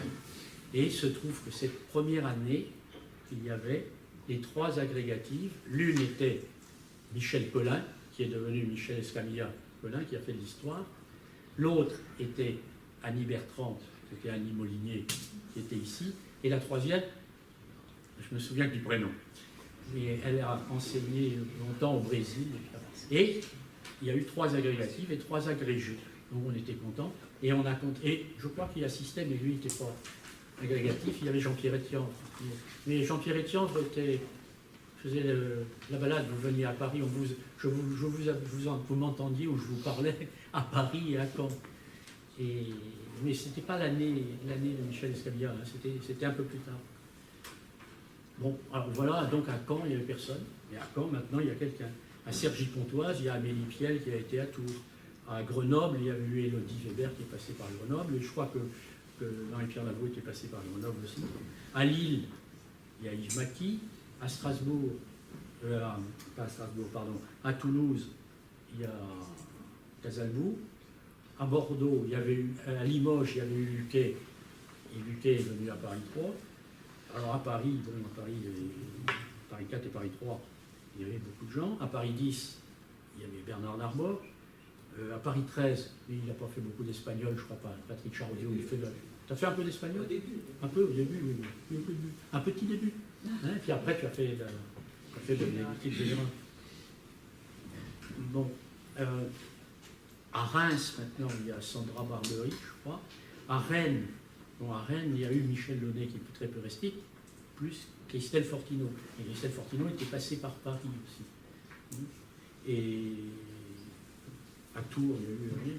Et alors, il y a le cas particulier, et qui, je ne sais pas comment, il était un peu presque comme autodidacte, c'est à Poitiers, Pélène.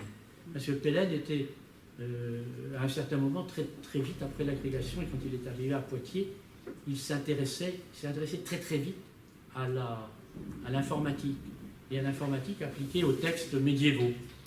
Et on le voyait très peu, il ne fréquentait pas les autorités, il a été très, très isolé, mais isolé, je crois, par choix personnel. Donc vous voyez, au départ c'est 1954, il n'y a pratiquement rien. Puis arrive Potier-Molot, et vous voyez maintenant, et dans les facultés de province, il n'y a à peu près pas d'enseignement de linguistique. Et maintenant, il y a un enseignement de linguistique dans à peu près toutes les universités, les anciennes comme les nouvelles. Hein, il y a des universités, je ne connais pas, mais il y en a très peu où il n'y a pas de... Et alors, ce qu'il y a eu aussi et qui a joué en notre faveur, ça a été la mode. Il y a eu la mode du structuralisme, la mode de la linguistique, et il fallait mettre de la linguistique un peu partout. Et nos collègues de littérature, s'ils n'employaient pas des mots de la linguistique, c'était pas très sérieux. On les regardait comme des attardés. Donc, la linguistique est devenue à la mode et ça a servi incontestablement la discipline. Et bon, alors maintenant, ça n'est plus la mode est aux neurosciences, mais aux neurosciences, on peut encore se raccrocher. Les neurosciences essaient de se raccrocher à la linguistique. Donc on n'est pas encore mort. Alors, avant de terminer, je voudrais faire un petit paragraphe sur un autre enseignement qui a été donné ici. C'était dans les 2 ou 3 dernières années où j'étais à Paris 3. Et une chose qui me trottait dans la tête depuis longtemps était de faire cours sur la traduction. Non pas traduire, non pas faire traduire et traduire avec les étudiants, mais réfléchir sur des traductions déjà faites, déjà existantes, dans lesquelles nous n'aurions aucune part. Alors j'ai proposé au Conseil du FR de l'époque la création d'un enseignement, d'une UV, à l'époque, une UV, sur la traduction. Ça a été accepté sans difficulté. Et on a créé 3 TD. L'un était à la charge de Serge Salin, l'autre était à la charge de Carlos Serrano, et le 3e, c'était moi. On ne savait pas trop ce qu'on allait faire, on s'est réunis entre nous, et parce que moi je leur avais dit, bon, ben, il faut observer une traduction faite. Oui, mais tu observes et tu retiens quoi? Et qu'est-ce que tu en fais? Et alors on avait choisi cette année-là, pour 2 raisons, Tristan de Gallo. Simplement parce que le film venait de sortir avec Catherine Deneuve, et ce n'était pas une raison suffisante, mais aussi parce que venait de sortir chez Aubier Montaigne une édition bilingue.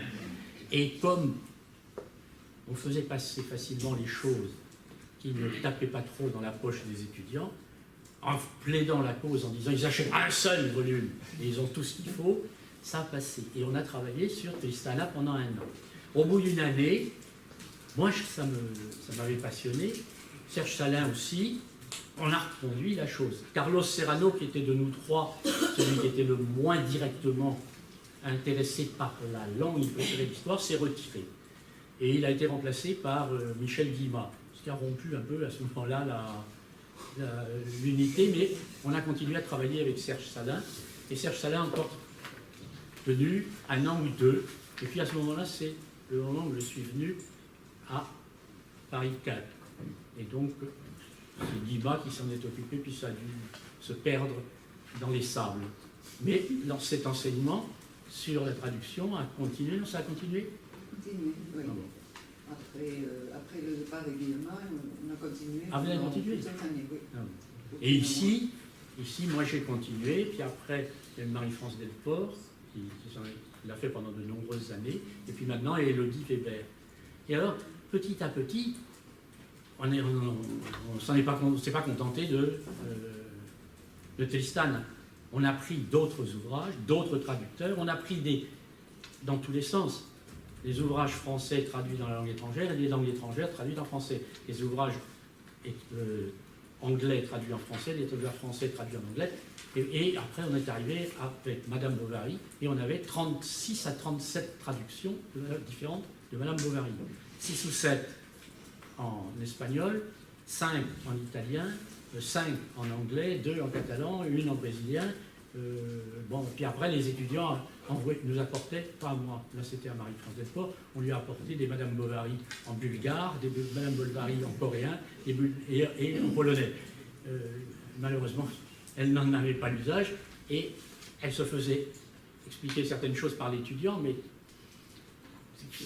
elle ne pouvait qu'ajouter foi, mais elle ne pouvait pas vérifier si ce qu'elle disait l'étudiant était correct. Et alors, de cet enseignement, on en était arrivé à apercevoir des régularités dans la traduction, des régularités qui étaient indépendantes des traducteurs, indépendantes de la langue de départ, indépendantes de la langue d'arrivée. Alors évidemment, il y avait des contraintes de certaines langues, mais il y avait des phénomènes qu'on avait appelés, en copiant les figures de rhétorique, les figures de traduction, c'est-à-dire des mécanismes auxquels spontanément répondaient les traducteurs. Bon. Et alors, ça a permis la publication de 2 volumes, l'Horlogerie de Saint-Jérôme et les Jérômiades. Bon, on n'a pas eu de mal à le publier, on a eu du mal à ce que ces titres soient mis. On les avait mis à cause de Valéry Larbaud et de Saint-Jérôme, le patron des traducteurs. Mais l'éditeur, pas ces titres-là, c'était les débuts de l'informatique pour le premier volume. Vous allez être recensé par le syndicat des horlogers, vous allez paraître dans le Jura suisse et dans le Jura français, mais non, vous allez être pris pour des professionnels de l'horlogerie, vous serez peut-être invité à Genève, mais non, ne mettez pas ces titres-là. Alors on était arrivé à un compromis, on nous a gardé nos titres, mais on a ajouté un sous-titre, je ne sais plus, études linguistiques, études au pluriel, linguistique au pluriel, de la traduction. Bon, et ça s'est très bien passé, et j'espère que Élodie, l'administration la laissera continuer cet enseignement et qu'elle-même y prendra plaisir. Bon, je ne sais pas ce que je pourrais dire de plus, sinon que, en conclusion, je me souviens, non, c'est pas du Pérec, je me souviens d'une conversation à laquelle j'ai assisté, plus que participé, entre Bernard Cotier et Maurice Mollo. C'était un moment, je ne sais pas si vous vous souvenez, ça n'a pas duré. Vous aviez avec Mollo et vous m'aviez fait participer à cela, je ne sais pas s'il y avait quelqu'un d'autre, voir si on pourrait créer un enseignement comparé des langues romanes à Paris. C'est lorsque vous étiez revenu du CNRS à Paris 4. Et je ne sais pas, ça n'a pas prospéré, mais je me rappelle qu'à un moment, Mollo vous dit: tu vois, Bernard, notre existence est menacée. La linguistique va disparaître si elle ne reste pas à l'oral de l'agrégation.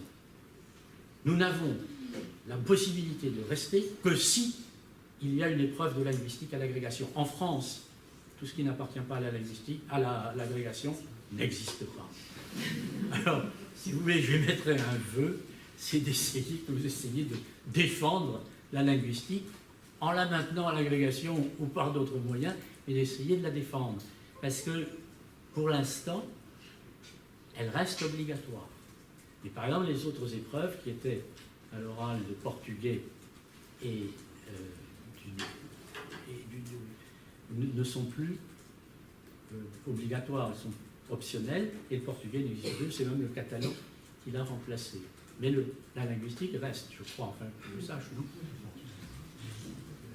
Donc, je ne sais pas si l'agrégation est le vaccin qui permet de maintenir en vie l'enseignement de la linguistique. Écoutez, je vous remercie. Je vais préparer plein d'autres choses, mais sans lunettes, et puis il y avait le temps. J'ai un texte écrit, je le remettrai à Nancy Berthier, elle en fera ce qu'elle voudra. Elle aura une version orale, une version écrite beaucoup plus complète et avec beaucoup plus de détails. Donc je ne sais pas, je dois vous rendre la parole pour que vous la donniez à la salle. Je vais la donner à la salle, moi-même. Donc vous la donnez, parce que peut-être il ne faut pas la donner, peut-être qu'il faut en aller.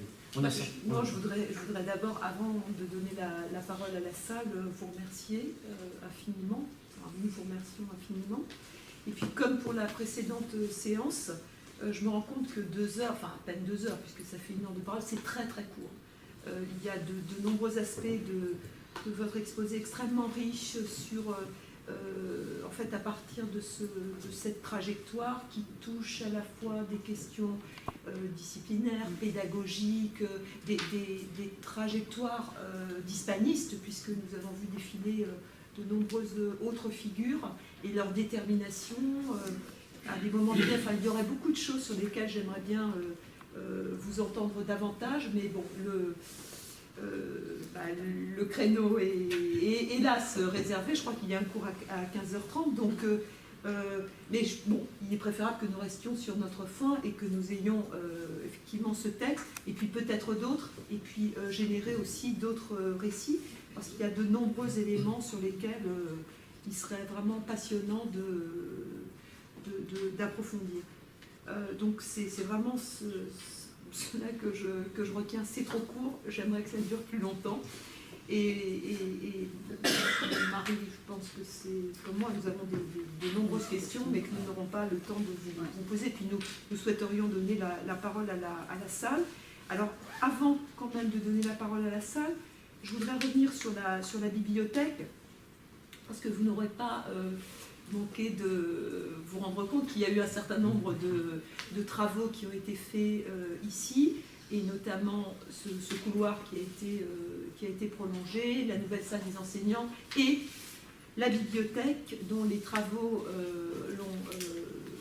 vont la remodeler de fond en comble, en faire un espace de travail extrêmement agréable. Et cette bibliothèque sera ouverte dès que les travaux sont terminés. Ils auraient dû être terminés fin août. Nous parlons de mi-novembre, mais je pense que ce sera plutôt début janvier. Nous ferons une inauguration. Et, mais nous ferons une inauguration, mais surtout à propos de cette bibliothèque, dont Augustin Redondo nous avait expliqué les complications et puis l'imbrication Paris 3, Paris 4 dans les stocks d'ouvrages, dans le financement, etc. Donc il y a une convention qui est en cours de signature, à moins qu'elle n'ait été signée. Qu'elle ait été signée, qui va permettre en fait de rendre cette bibliothèque accessible de la même manière aux collègues de Paris 3, Paris 4, y compris dans la possibilité d'emprunter des ouvrages. Donc Augustin Redondo nous racontait son désarroi lorsqu'il était venu emprunter un ouvrage que lui-même avait déposé et qu'on lui avait interdit de le faire. Donc là, ça va être résolu. Marie? J'avais, oui, 3 mots. Je pense que ce qui est particulièrement intéressant, c'est d'avoir suivi la généalogie finalement d'un domaine. Alors peut-être le plus jeune, on va dire, du vaste ensemble de l'hispanisme. Des liens sans doute qui ont favorisé cet essor, peut-être cette image, vous l'avez évoqué, de la modernité. Je pense qu'il y a aussi un moment historique qui a été important. L'importance aussi des figures individuelles, qui est peut-être, qu'on a vu de toute façon évoquée aussi au moment de l'entretien avec M. Redondo, mais qui, je crois, peut-être est encore plus forte ici par le nombre aussi, c'est-à-dire moins de personnes, mais d'autant plus importantes dans cet essor. Et un dernier point, finalement aussi, la question de la fluidité de la circulation qui est particulièrement claire entre les deux universités. Là, je crois que peut-être parce que justement la discipline s'est développée en partie autour de la division et qu'elle n'était pas dans les têtes encore, cette division. Là, ce va-et-vient entre les deux universités, les deux lieux est encore plus forte que ce qu'on a vu pour le siècle d'or, et particulièrement forte, je pense, pour notre génération qui a été formée de façon indifférenciée par les linguistes de Paris 3 et de Paris 4. Donc voilà, ces noms cités qui ont été ceux, alors peut-être pas la révélation pour tout le monde, certains sont restés à jamais éloignés de la linguistique, mais en tout cas qui ont été des expériences d'enseignement très très fortes.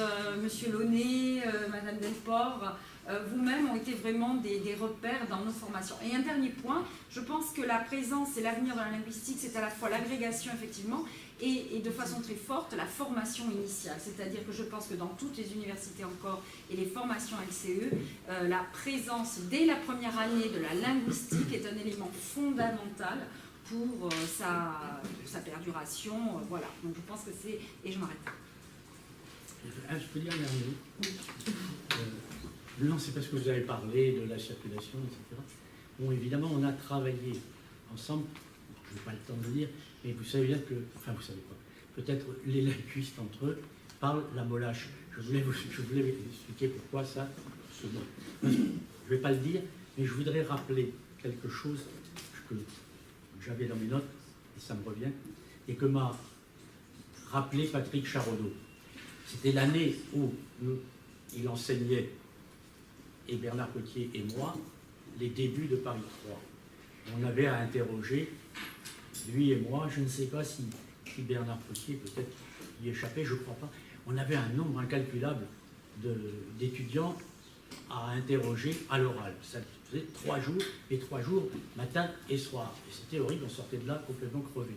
Et Patrick me rappelait ce que un des étudiants est venu nous voir, Patrick était là et moi aussi, et l'étudiant a dit, vous savez, monsieur Chevalier, l'imparfait, c'est hypocrite. Ça se cache dans le fond du tableau. Mais le passé simple, le passé simple, lui, il est franc. Il est franc, il ne se cache pas.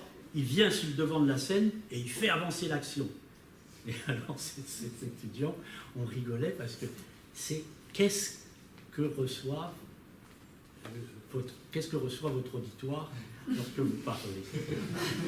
C'est invraisemblable. C'était pas du tout sot. Je reconnais ce que j'avais dit. J'avais expliqué ce qu'était l'imparfait, j'avais expliqué ce qu'était le passé simple, et ensuite j'avais dit, mais à quoi, dans certains contextes, on va utiliser le passé simple. Là, on va en faire, par exemple, un fond de tableau. Il écoutait, l'autre parlait, le troisième faisait de la cuisine, et puis, tout d'un coup, entra un idiot qui gueulait. Entra. Bon, et il revient. Mais c'est ça qu'il y a derrière. Il y en a un, il fait un fond du tableau, mais on ne sait pas à quoi ça va. Donc il est hypocrite. Mais ce garçon avait tout compris. Il était incapable de le restituer. Alors, je ne sais pas s'il a eu Carpès et la grecque et s'il est allé enseigner l'imparfait à Romorantin, mais c'est à mettre dans les perles ou une anthologie. Mais j'avais oublié cette phrase, en effet, on était ensemble, Patrick et moi. Il m'aurait pris une tube à passer. Donc, pardon de revenir en arrière. Oui. Juste un tout petit point d'histoire. Oui. Quand j'étais à Strasbourg et que j'enseignais à Nancy, c'est le hasard de cette situation qui certainement m'a fait progresser par la contrainte de l'analyse. Donc ce sont souvent des choses comme ça qui arrivent dans la vie, totalement imprévues, et qui sont le coup de pouce. Et je ne le savais pas, parce que... En 1962. Oui, mais je suis resté... Est-ce qu'il n'y avait pas des gens à Grenoble, des mathématiciens? Il y avait Paris, Grenoble et Nancy. Je me souvenais de Grenoble. C'est à Grenoble, pourquoi à Paris? Non, je ne savais pas que ça existait à Nancy. Oui. Ah oui. À l'époque. Éric Beaumatin. Oui, c'est pour apporter quelques précisions concernant notre vieux Maurice. Ce dont parle Félix Montré, quand il se demande pourquoi il est parti de Barcelone, je pense essentiellement que c'était parce qu'il avait pour concurrent Badia, le jeune Badia, c'était les années 40, et le jeune Badia était beaucoup plus compatible, je dirais, pour la place d'assistant, pour laquelle ils étaient en concurrence à cette époque-là, c'est Badia qui l'a emporté. Donc ce n'était pas les meilleures conditions. Puis je voudrais dire aussi que il y a eu quand même des premiers moments où la linguistique hispanique a essayé de s'implanter d'une certaine façon ici. Au certificat de philologie, pendant longtemps, celui qui donnait le thème, c'était Bouzet. Et Bouzet, qui était chargé de cours, puisque c'était la filière de l'ancien collège Rollin, lycée Jacques Decour, où Bernard Potier a été aussi. Et Bouzet fréquentait la tertulia de Fouché au café de Cluny, et c'est là qu'il avait rencontré Valin, entre autres, et quelques autres guillaumiens. Une chose importante, c'est que c'est Bouzet, en bonne partie, qui a attiré Mollo à la conférence de Guillaume. Ce qui est pas, ça tombe pas sous le sens, mais il y a des traces de guillaumisme frustré chez Bouzet dans certains de ses bouquins. Et Bouzet, avant 50, voulait faire une thèse de linguistique sur Célestat. Il en reste des traces dans un article qu'il a publié dans la Miscellanea Pidal. Et je ne sais pas si c'est Aubrun ou Rumeau qu'il avait envoyé balader, dans ça, on n'a pas idée de faire un truc pareil. Et finalement, il s'était inscrit pour faire une thèse de syntaxe béarnaise qu'il n'a jamais fini, puisqu'il était aussi spécialiste de grammaire historique du béarnais. Et il est mort à l'automne 54, je crois, d'une crise cardiaque dans le métro, quelque chose comme ça. Et c'est à ce moment-là que Mollo a repris le thème, poussé par Fouché, mais par Bataillon aussi, conjointement. Ensuite, tout ça pour finir sur un truc, quand tu dis qu'en 77, il a commencé à vous faire un peu plus, ou à ceux qui étaient là, de linguistique, un peu plus de littérature, il ne faut pas oublier que la chaire qu'il a eue en 77 ici, c'était une chaire de littérature du siècle d'or. Et c'est sous cet intitulé-là, du reste, que Étienne lui a succédé par la suite. Hein, c'était pas une thèse c'était pas une chaire de linguistique, c'était pas une chaire, voilà, c'était quand même une chaire de siècle d'or. Ce qui explique un petit peu qu'il ait dû se livrer à d'autres activités qui lui déplaisaient pas, loin de là, on est bien d'accord, hein, bon. Mais ça explique aussi ça. Oui, puis quand il a commencé à nous enseigner un peu les rudiments de Guillaume, alors surtout à Prigent et à moi, qui faisions le mémoire et lui, il nous a dit « Le mieux, mais très cher, c'est que je vous emmène au cours de Guillaume. Vaut mieux que vous buviez à la source. » Alors on y est allé, et c'était quelque chose d'absolument extraordinaire, là aussi. Extraordinaire dans tous les sens du terme. Parce que le plus gros de l'auditoire était constitué de jeunes femmes. Je ne sais pas si c'était comme cela de votre temps, bien apprécié. C'est des jeunes filles qui voulaient devenir orthophonistes. Et le directeur de l'école d'orthophonie amenait ses ouailles, et ça faisait nombre pour justifier et maintenir l'enseignement de Guillaume. Et on les faisait signer à l'entrée pour montrer qu'il y avait quand même des auditeurs. Alors, on a encore une petite minute pour éventuellement une dernière intervention. Et puis sinon, je rebondis sur l'idée de boire à la source. Oui. Pour inviter ceux qui le souhaitent. La salle 12 sera peut-être un peu petit pour contenir tout le monde, mais à passer, prendre un petit goûter, une pause café, qui est préparé, voilà, qui est préparé en salle 12 pour continuer, poursuivre ce moment d'échange sur la linguistique et de convivialité. Plus de... Oui, donc avant que vous ayez...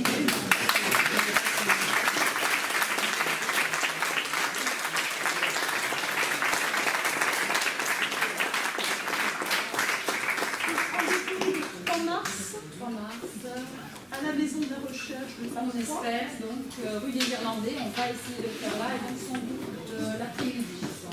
Voilà, Anne-Marie Pierre pour Anne-Marie Pierre de Saint-Vincent.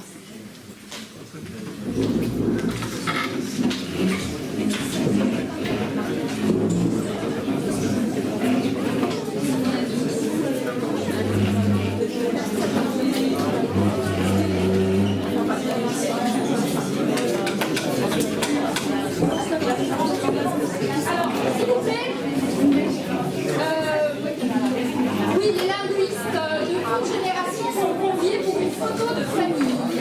S'il vous plaît. Donc restez là, on va essayer d'immortaliser le moment. après le linguiste.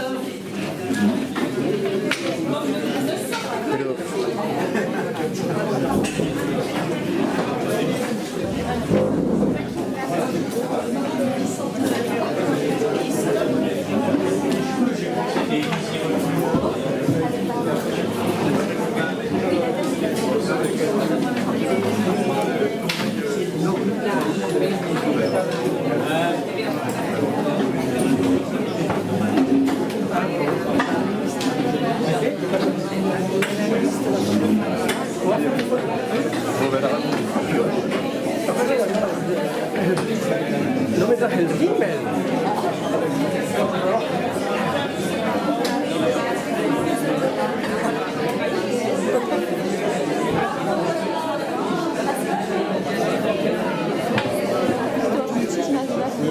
Para la foto de familia,